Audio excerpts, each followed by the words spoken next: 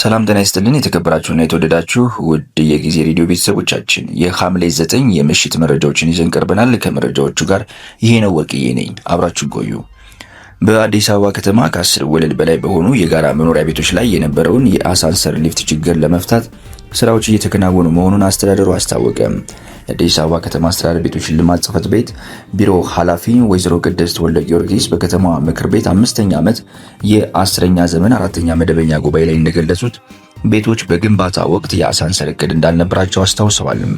ከጥቂት ዓመታት በፊት እቅድ ተይዞላቸው ወደ ጨረታ ቢገቡም በጨረታው ሂደት በተከሰቱ የተለያዩ ችግሮች ስራው ተስተጓጉሎ እንደነበረም ገልጸዋል። በአሁኑ ወቅት ግን ስራው ተጀምሮ አንዳንድ የመኖሪያ ሳይቶች ሊፍቶችን በመግጠም አገልግሎት እየሰጡ እንደሚገኝ የቢሮ ኃላፊዋ ተናግረዋል። ለስራው ቅድሚያ የተሰጠው ግን በጂ+15 ለሆኑ ህንፃዎች ነው። በአራብሳ አካባቢ በሚገኘው 20/80 መኖሪያ ቤቶች ፕሮጀክት ላይ ሊፍት መግጠሚያነት የሚያስፈልገውን የሲቪል ወርክ ስራ እየተከናወነ እንደሚገኝና የሊፍት እቃዎቹ ቀድሞ የተዘጋጁ በመሆናቸው የሲቪል ስራው እንደተጠናቀቀ የመግጠም ስራው እንደሚቀጥል ተገልጿል። ወይዘሮ ቅድስት አያይዘውም በአሁኑ ወቅት እየተገነቡ ባሉ አዳዲስ የጋራ መኖሪያ ቤቶች ግንባታ ላይ እንደዚህ አይነት አሳንሰር ችግሮች እንደማይፈጠሩም አረጋግጠዋል።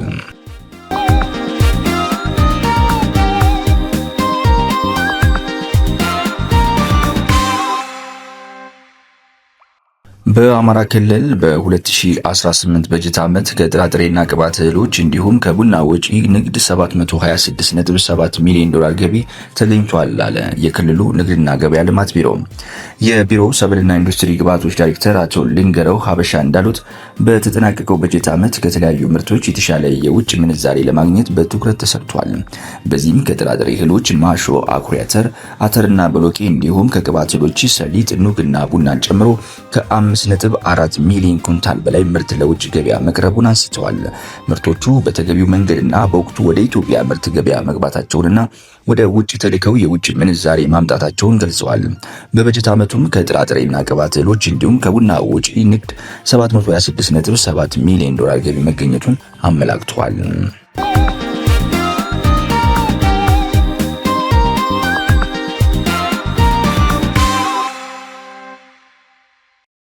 በኢትዮጵያ የአሜሪካ አምባሳደር ኤርቪን ማሲንጋ የሚመራ ልዑክ ቡድን ጎንደር ከተማ ገብቷል።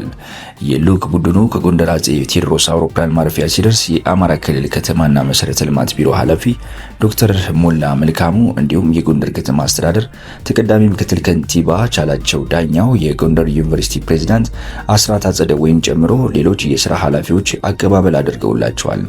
የአሜሪካ አምባሳደር ኤርቪን ጄ ማሲንጋ የንግድ ዲፕሎማሲን ለማስፋፋት የሰላም መረጋጋትን አስፈላጊነት ለማጉላትና የአሜሪካ የውጭ እርዳታ ሊለካ የሚችል ውጤት እንዲያመጣ ለማረጋገጥ ያለመ ጉዞ ማድረጋቸውን ጠቁመዋል።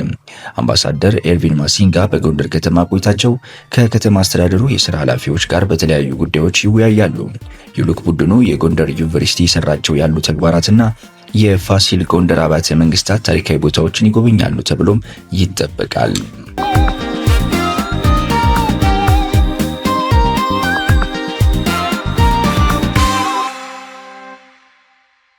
የኢሚግሬሽን ዜግነት አገልግሎት በበጀት ዓመቱ ፓስፖርትና ቪዛን ጨምሮ ከተለያዩ አገልግሎቶች 42.7 ቢሊዮን ብር በላይ ገቢ ሰብስቤያለሁ አለ።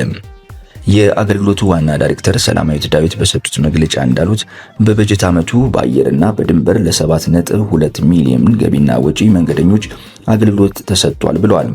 አገልግሎቱ በተጠናቀቀው በጀት ዓመት ከ1.6 ሚሊዮን በላይ ፓስፖርት መሰጠቱን ጠቅሰው ተደራሽነቱን ለማስፋት የአገልግሎት መስጫ ቅርንጫፎችን ወደ 23 ማድረሱን ዋና ዳይሬክተሩ ጠቁመዋል። በተጨማሪም ከ1 ሚሊዮን በላይ ለሚሆኑ የውጭ ሀገር ዜጎች አገልግሎት መሰጠቱን አንስተዋል። ተቋሙ ፓስፖርትና ቪዛን ጨምሮ ከተሰጣቸው አገልግሎቶች በአጠቃላይ ከ42.7 ቢሊዮን ብር በላይ ገቢ መሰብሰቡን ተናግረዋል። በ433 የውጭ ዜጎችና 4450 ኢትዮጵያውያንን በአጠቃላይ 4883 ዜጎችን በሐሰተኛ ሰነድ የማጭበርበር ድርጊት ሲፈጽሙ ተይዘው ተጠያቂ እንዲሆኑ ተደርጓል ነው ያሉት።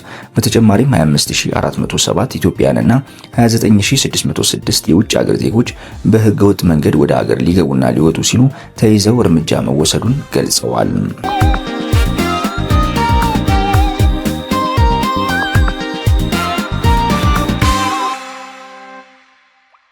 በመጨረሻም የዓለም አቀፉ የገንዘብ ድርጅት ይህን ያለውን የኢትዮጵያ ኢኮኖሚ በተመለከተ አዲስ ባወጣው ባለው በ132 ገጽ ሪፖርቱ የገንዘብ ድርጅቱ በፈረንጆቹ 2025-26 ዓመት 5.9 ሚሊዮን ዶላር ሊደርስ ይችላል የተባለ የውጭ ምንዛሬ ክምችት ሀገሪቱ ለ2.1 ወራት ከውጭ የምታስገባውን የገቢ ምርቶች መሸፈን የሚችል መሆኑን ገለጸ።